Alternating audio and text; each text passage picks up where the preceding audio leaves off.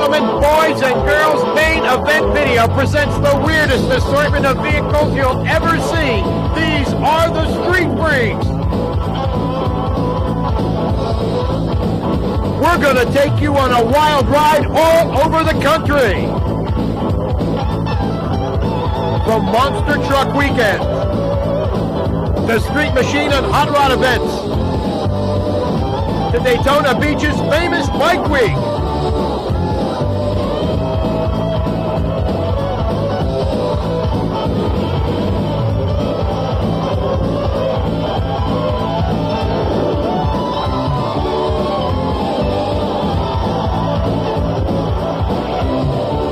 So get ready for a fast-paced ride into the world of Street Freaks.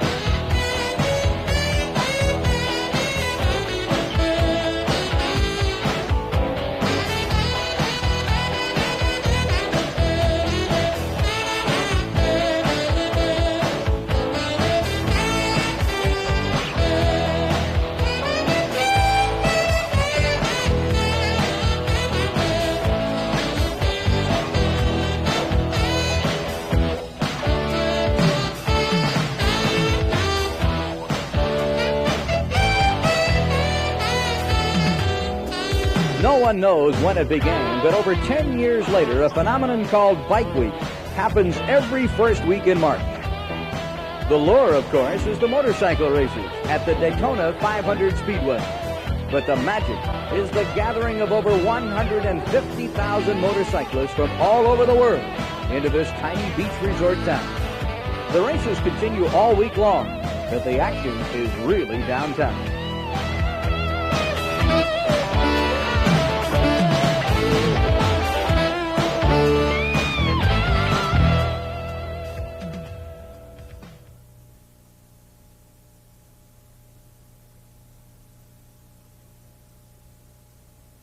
Well, you read in the paper the other day,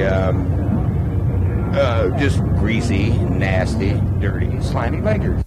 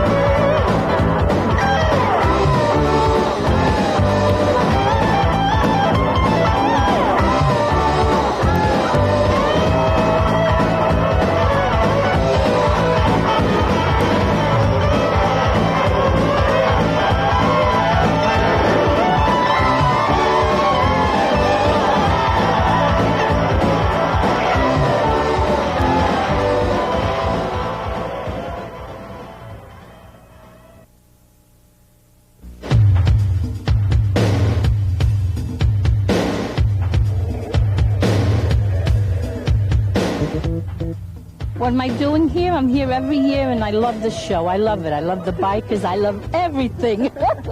I love them all.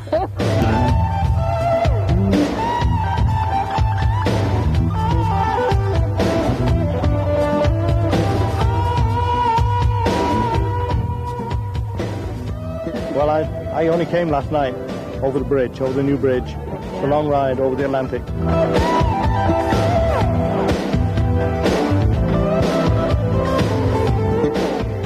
This is Daytona Beach, famous for the Daytona 500, Easter recess, and the 26-mile beach driving strip. No one knows when it began, but over 10 years later, a phenomenon called Bike Week happens every first week in March. Bike Week is highlighted every year on Saturday at the Boardwalk Custom Chopper Show. Sponsored by Big Daddy Rat, alias Carl Smith, a Daytona businessman and entrepreneur, who started the Chopper Show 10 years ago in the back of the A&P parking lot. You look at the crowd. As you can see, we're surrounded with very lovely Mises today, right? And another 100,000 people all around here that are enjoying it. It's a beautiful day, and we have more bikes in this show than we've had for many, many years. I mean, there's so many things. It seems like every year there's something better and nicer and all that. With over 300 entries, there were bikes of every description, from three-wheelers with V8 motors and full dressers with 1,000 chrome balls to the sleekest drag bikes and custom choppers. Well, this is a Honda Goldwing, and it's called a Tri-Magnum. My husband built it from flat stock, urethane with fiberglass over it. The bulkheads are plywood. Gives us 40 miles to the gallon. Fantastic. And I suggest everyone build it after they're retired so that you don't sit and rock on the front porch. Oh, it's fascinating. Terrific. What do you like best about it? I like the different people you meet from all over the country, and it's just wonderful. Very nice. The bikes are stupendous. Don't the outlaw gang scare you at all? No, they're only people. Really? They're just people just like you and I. And I think they got more judgment against them than, I like everybody. I give everybody a chance. Oh, yeah, I get nervous. I worry about, people have got such an image built up against bikers that they think you're a bad guy right off the start. Suspicion, yeah. They think we're going to rob them, beat them, rape them.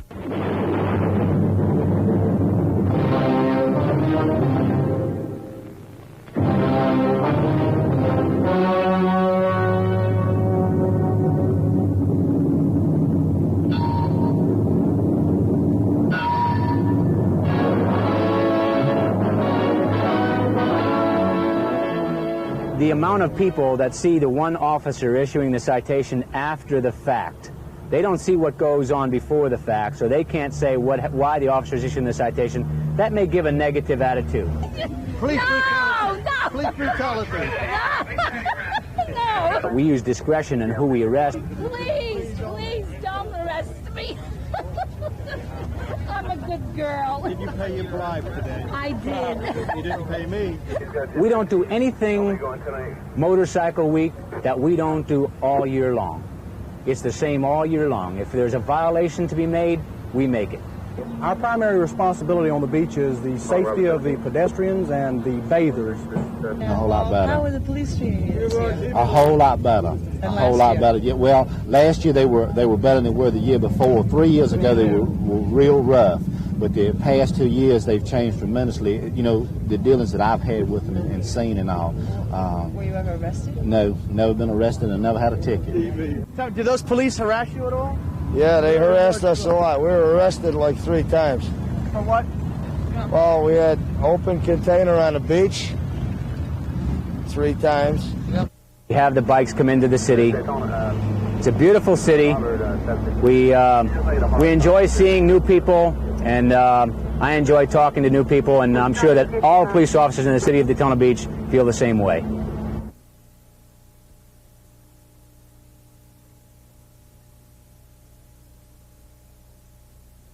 This is the Daytona Speedway, which is used every February for the famous Daytona 500.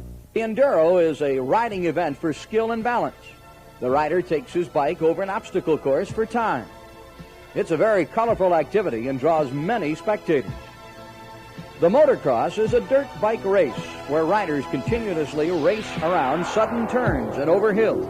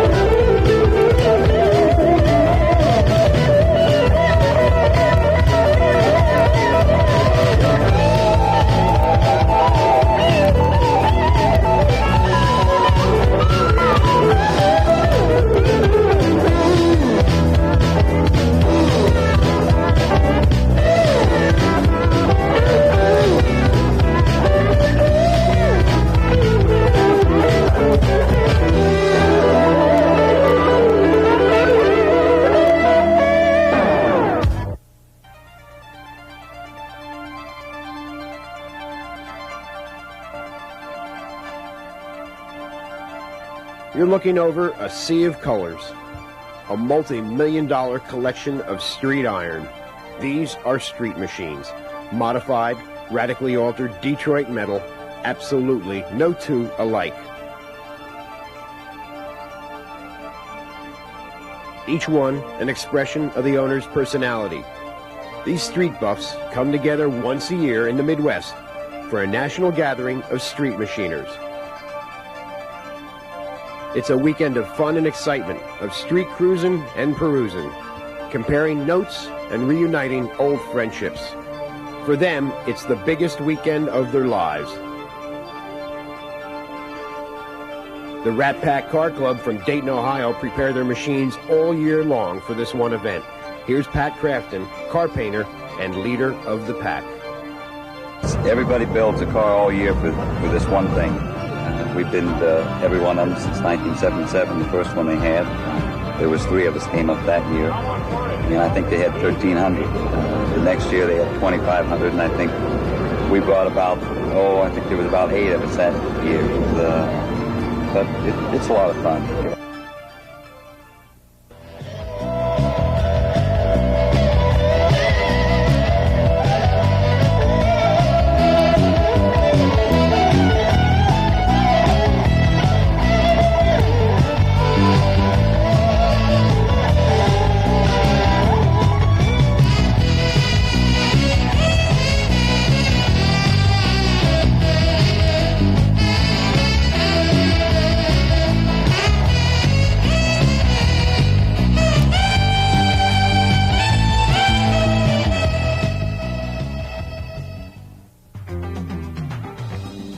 Pro Street, what is it? These are the cars with the drag race look, only with custom paint jobs, decked out interiors, and supercharged motors.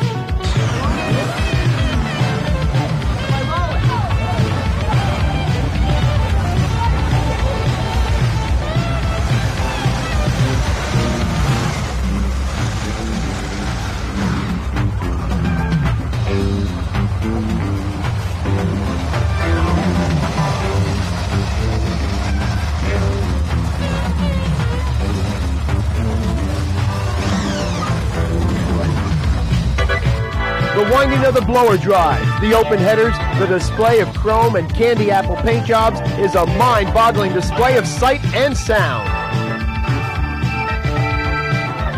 Street machines cruising at the Nationals. It's the favorite pastime of young hot rodders from all over the country. Since the days of the 50s, from James Dean and car hops to drive-in movies, the street scene has never dulled and still hasn't peaked.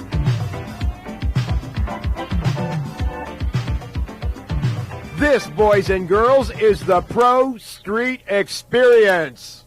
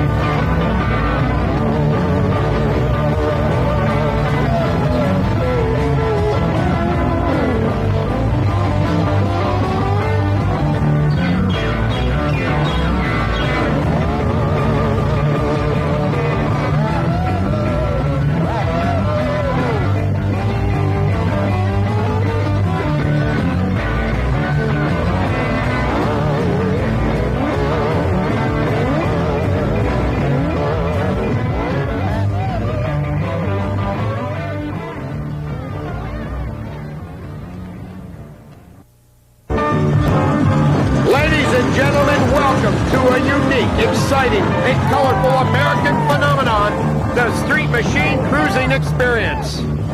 Street machines from all over the country have gathered here today to parade and show off their machines to thousands of spectators.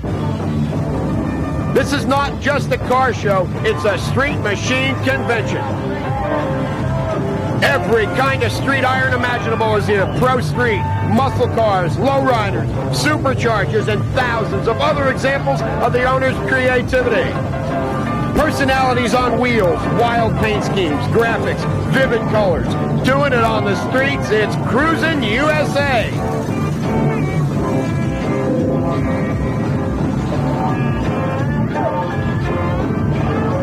It's Cruisin' USA. It started in the 50s and it thrives in the 80s. From the drive-in hamburger joints on the Sunset Strip to Midwest dirt roads to New York City pavement, it's street cruising.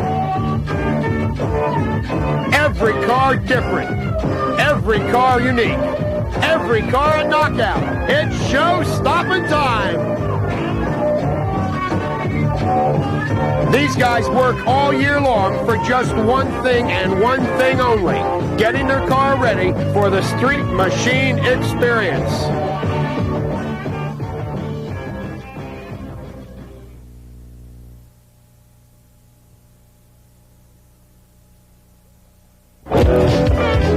It's a party on wheels. It's cruising time. They prepared all year and now they're here, looking up those old friends they haven't seen since last summer's cruise. It's a giant reunion of street machiners. And what brings all these street machiners together? Oh, I love it. I think this is really great. This is what it'd be every year right here. Lots of cars and lots of parties.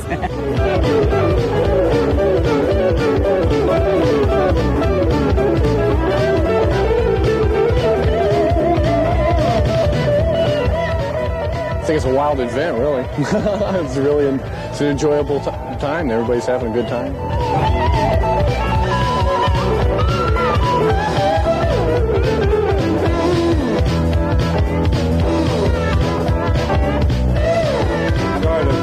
Pretty much. I'm not too much of an auto buff, but I really got a kick out of some of these cars.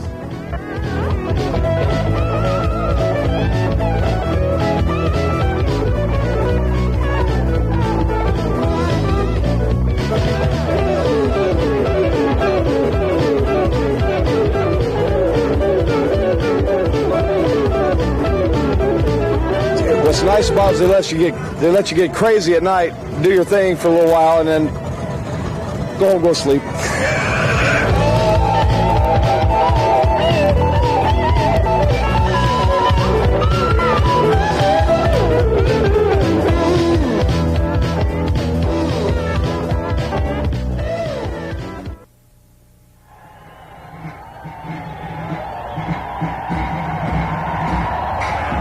Ladies and gentlemen, boys and girls, this is the parade of the monster trucks. What a nirvana for all you four-wheel and off-road freaks. The fad started by the monster truck Bigfoot has grown into an American institution.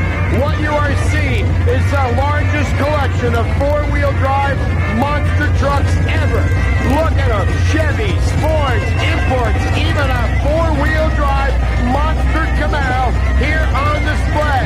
As far as the eye can see, parading down the street, strutting their stuff. Look at it. This is unbelievable. You've heard of the Thanksgiving Day Parade? Well, this is the Monster Truck Parade. The finest from the country have gathered here today to be in the parade of the Monster Truck. Unbelievable. Look at them, shiny chrome, high in the air with the biggest tires you've ever seen. What a great display of the nation's top four-wheel drive monster truck. This is it, the parade of the monster trucks, the biggest and the best. They're all here today.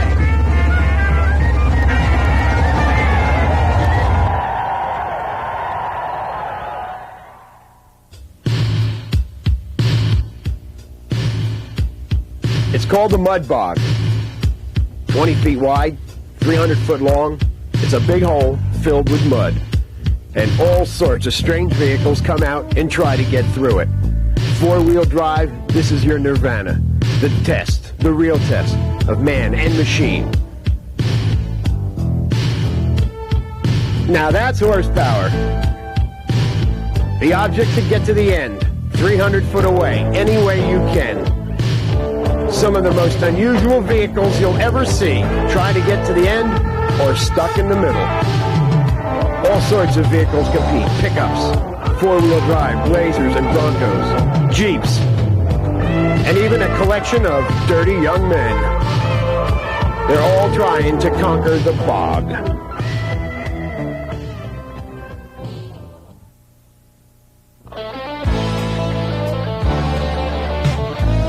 It's got some of the biggest tires that's out right now, which are 74 44s. They're over 6 foot tall and almost 4 foot wide. It's got 5-ton military axles underneath it. It's got 2 transfer cases in it, a 2.5-ton, and it's also got a stock Chevrolet 4-wheel drive transfer case in it. It's got a 454 engine with a 671 supercharger on it.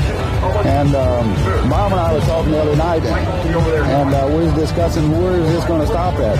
And we both kind of decided that it doesn't look like it's going to stop. We're just going to try to keep making a taller truck, each one of us.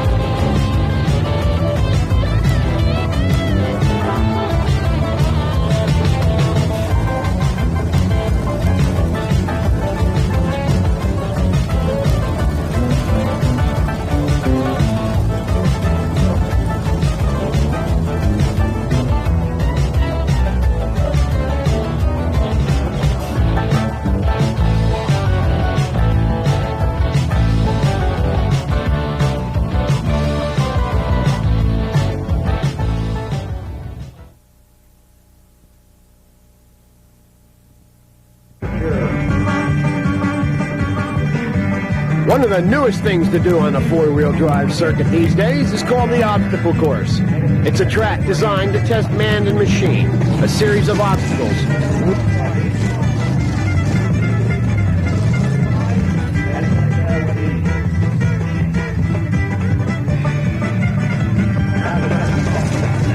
It's a challenge for all the four-wheel drive vehicles to twist and turn their way through the course.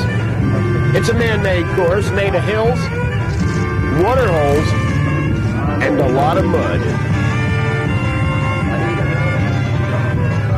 Drivers must negotiate the track as fast as they can, maneuvering their way through the hay bales, the bumps, and to the finish.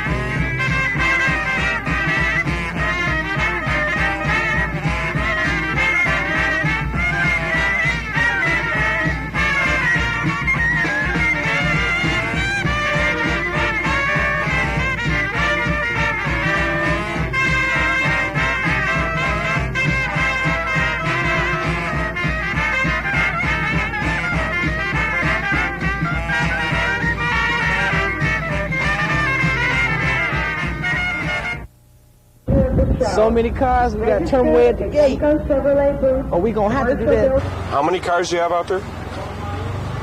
What do you mean 2,500? So many of them. Well, let them in. Don't stop them. We need the money.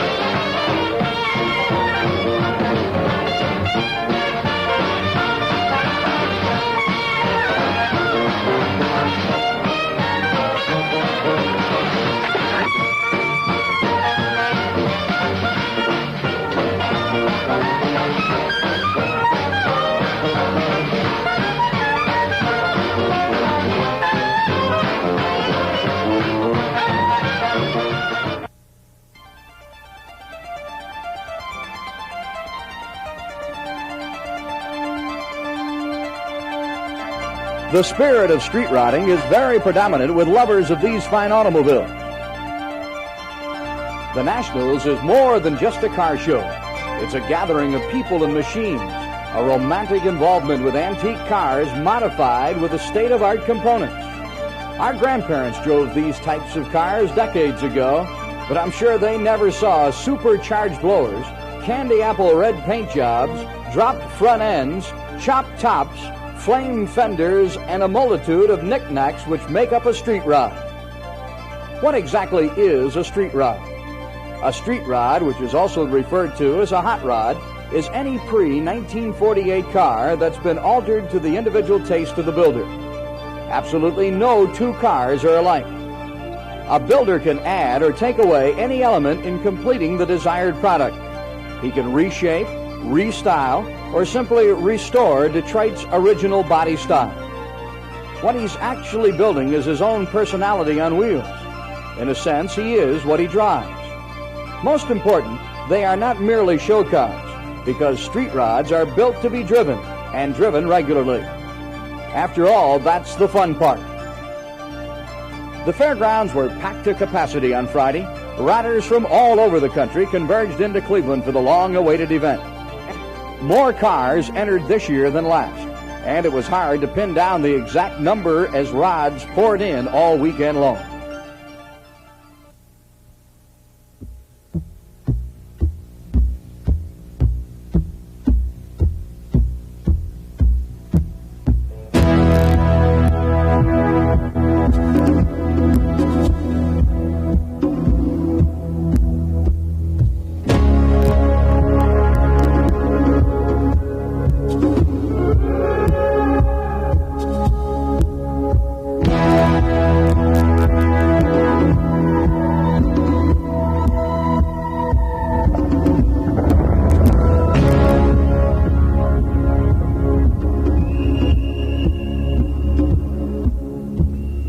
Helmets adjusted, goggles in place, fire suits on. These mechanical spacemen are the funny car drivers. Strapped and buckled into their small cockpits, they prepare themselves for the nitro fire-up that starts a funny car race.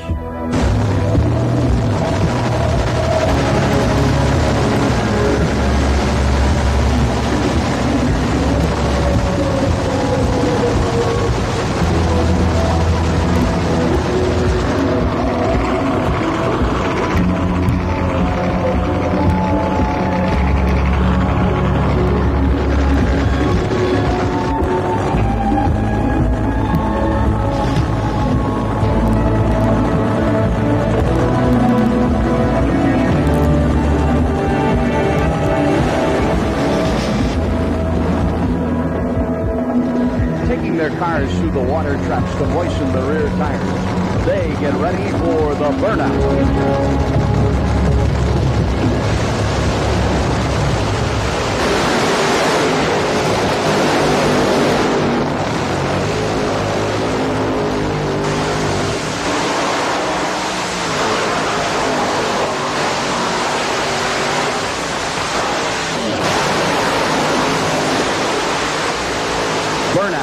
The most earth-shaking, ear-pounding aspect of preparation. The driver smokes his tires and lays a patch of rubber on the track to ensure a sure start and the utmost traction. The cars back onto the same patch and rev the 2,000 horsepower engine to the max. In a race where tenths of a second are crucial, there is no room for error. Funny Cars, despite their name, are not very funny. Funny car? Well, it's a fiberglass replica of a Detroit car. It's an all-glass body with aluminum inserts inside of it, which gives the body strength and also protects the driver from fire, from the motor compartment. They run at speeds of 260 miles an hour to 270 now in less than 6 seconds and a quarter of a mile. Value is about $35,000 in just the chassis and body and paint, and then probably another $30,000 in the motor. So you're looking at around $75,000 in a complete unit. They resemble a Detroit car, whether a Ford, Chevy, or Oldsmobile, but they're really an all-tube chassis, just like the dragsters. They're just quite a bit shorter. The dragsters may be 240 inches. These are 125 inches are the basic size of the car. When this whole world starts getting me down and people are just too much for me to take, up on the roof I climb way up to the top of the stairs and all my cares just drift right into space. Up on the roof, on the roof it's peaceful as can be, and there the world let me tell you now, when I come home feeling tired and beat, I go up where the air is fresh and sweet, up on the roof. And if this world starts getting to you, there's room enough for two, up on the roof, up on the roof, on the roof, the only place I know where you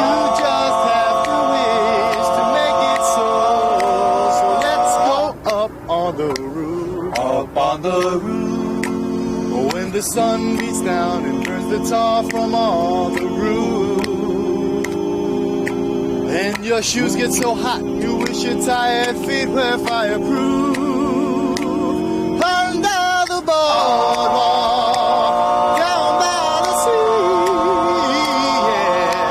yeah, on a blanket with my baby is where I'll be. Take it, guys. Under the boardwalk, out of the sun, we'll be having some fun. Under the boardwalk, people walking above, we'll be falling in love. Under the boardwalk, boardwalk. Hi, I'm Bobby Dorr from Main Event Video. We're here at Let East, the world's largest 50s party. Over 1,500 custom cars are here gathered at the Meadowland Sheraton in New Jersey, and we're going to take a look at them close up and personal.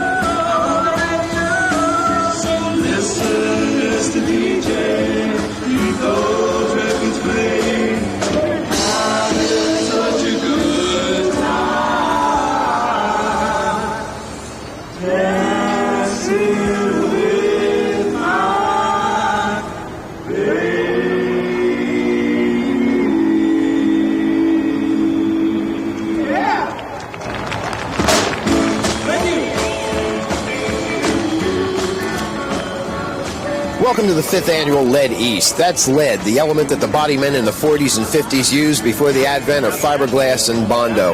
To car nuts, it means custom cars, and that's what this event is about. But Lead East is more than a car show. It's a 50s party, celebrating that fabulous era of jelly roll hairdos, white socks, pink and charcoal clothes, big automobiles, doo-wop music, and grease. So roll up your sleeves. We're going to go back in time. It's 1958 once again. In the Lead East handbook, it said that if you wanted to find the man in charge here of Lead East, you had to look for Terry Cook, and the way to find him was look for a fat guy with propellers on his head. And we found him. He's up here on the roof with us. Terry, how did Lead East come about? Well, it started back in 1983, Bobby, when I had a desire to put on an event in the East Coast for this genre of automobile, 50s vintage automobiles. And I really had no idea that when I did the first event at the Flemington Fairgrounds in September of 1983, that it was going to mushroom into such a insane, spectacular, whatever this out-of-control thing is that it has become. Looking around here, we see a cappella groups walking through the halls singing. We see bands in the back. There's a teeter-totter contest over there. There's a muffler wrapping contest. It must be a pretty exciting weekend for you. Yeah, well, I love it. Basically, I'm doing what I like to do for a living, and we're making a certain segment of the population very happy by giving them a lot of 50s stuff, all kind of supercharged into one weekend. It's like the whole entire 50s packed into 2.5 days, basically. What do you like the best about this event? Talking to you, Bob. You know I've had a thing for you for years.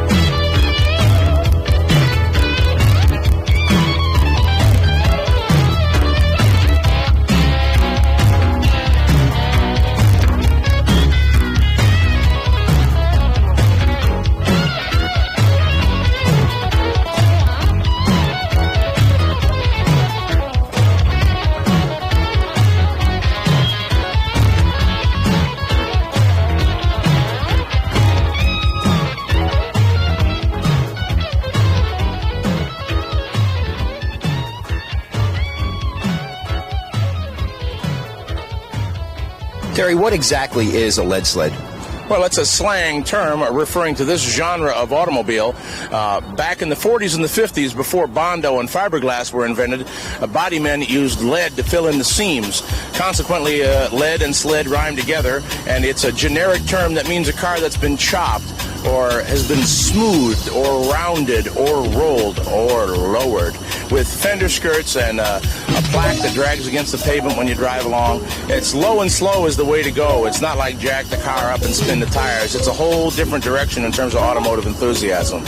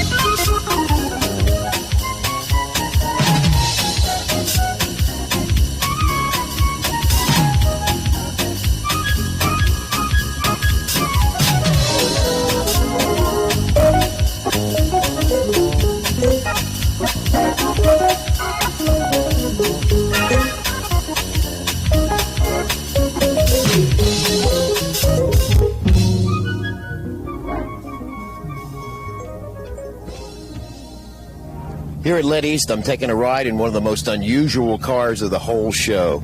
Nick Macarelli's beautiful 1951 Ford. He calls it the Bat's Revenge. What an unusual car you got here, Nick. Yep. Everybody says I'm weird, you know, I make different ideas and all that, you know. I come up with these crazy ideas and then they tell me I'm out to lunch and I'm a sick person, but I said they don't like it, they don't look at it. Is that the reason you built this? I want to be different. I'm different. I want to be different. Everybody does everything the same and everything's all the same. You know, I want to be a different person. You drive this car a lot on the street? No, just at shows. Just to little places, like I drive from my house to the seawall. I go down on the seawall and just relax, me in the car. You must get a kick out of everybody looking at this car, huh? They really bug me. I can't keep people away from the car. They got to touch it. They think it's alive, you know? Like it's coming alive. Yeah. I can't do a normal car right. I got to chop everything up. I'm serious. I just go crazy with a torch. When I bought it in a field in a gas station, and they paid $200 for it. It was a piece of junk, you know. So I just bought the car and I just started working on it. Me and my friend Brandy Carboni, we started cutting it up, doing this, doing that. We worked when we first started. We worked 9 o'clock in the morning. We got done about 4 o'clock the next day. We chopped the roof and all that, and then we were doing little by little. We worked hard. Everything is steel on it. It's all steel beam. The wings were all made out of steel, and the rods put in and all that. And all electrical doors and everything, you know. Yep. Can I go in there?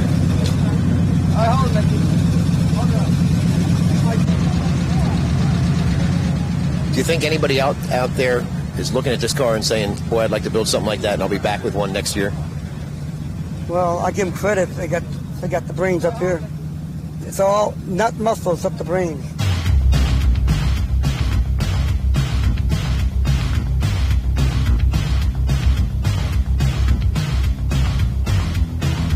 This is the very unusual 1954 Chevrolet of John Muller. John, tell us a little bit about your car here. Well, here I started with a 1954 Chevy Bel Air hardtop. I channeled it 2.5 inches over a 1976 Monte Carlo chassis. I chopped the roof 6 inches. I put 55 Buick rear quarter panels on it, extended about 6 inches, 53 DeSoto grill, 454 big block, 400 turbo tranny, Monte Carlo swivel buckets, tilt wheel, and what you see, lake pipes, built my own Continental wheel, molded everything in. About how much time do you think you have invested in this? I have 3 years as of right now. Why did you use the Monte Carlo frame? That must have been a lot of extra work. Well, the Monte Carlo is a very good riding car. Coil springs in all 4 corners, and this thing rides really beautiful.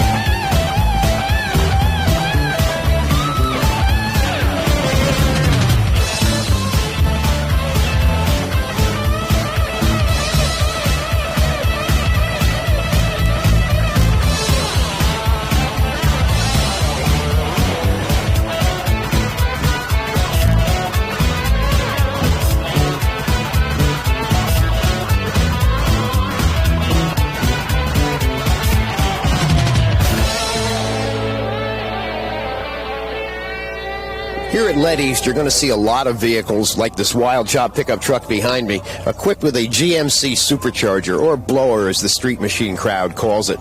These blowers were originally designed by General Motors for the GMC 671 diesel engine, and the hot rodders have taken these blowers, modified them, and put it on top of their street machine motors to produce more power.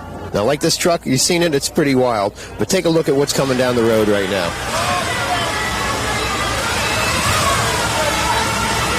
One of the more wild supercharged entries you're going to see here at Lead East is the 47 pickup truck of Chris Boudelier. They call him Bootsy. You have a wild truck here. Thank you. Thank you. It's a 47 Studebaker. It's got a 350 with a 671 blower.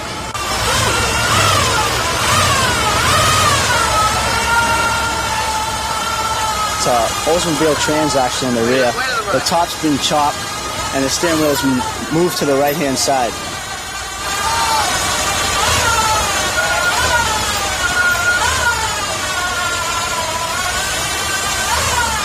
Got four-wheel independent suspension, four-wheel disc brakes. Been working on it for about 4 years, my dad and myself. Just to be different, you know, you see the same old thing, you see the coupes, you see the T-buckets, you know, I just want it to be different.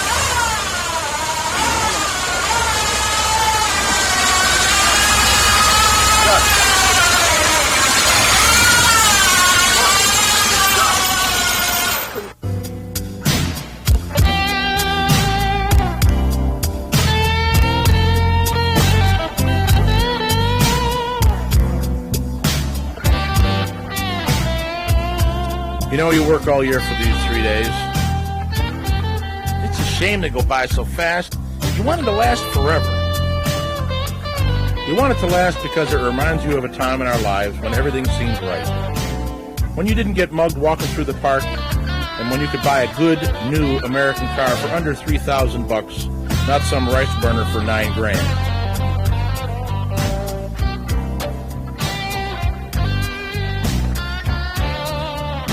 I miss those days. But when all these people come together at Lead East, magic happens.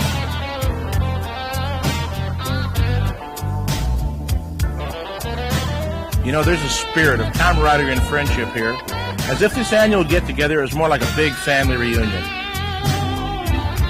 A lot of people have made friends at Lead East, and once a year they come together to see those friends again. People from that same period in time that for them stood still. We relived that slice of time called the 50s here at Lead East.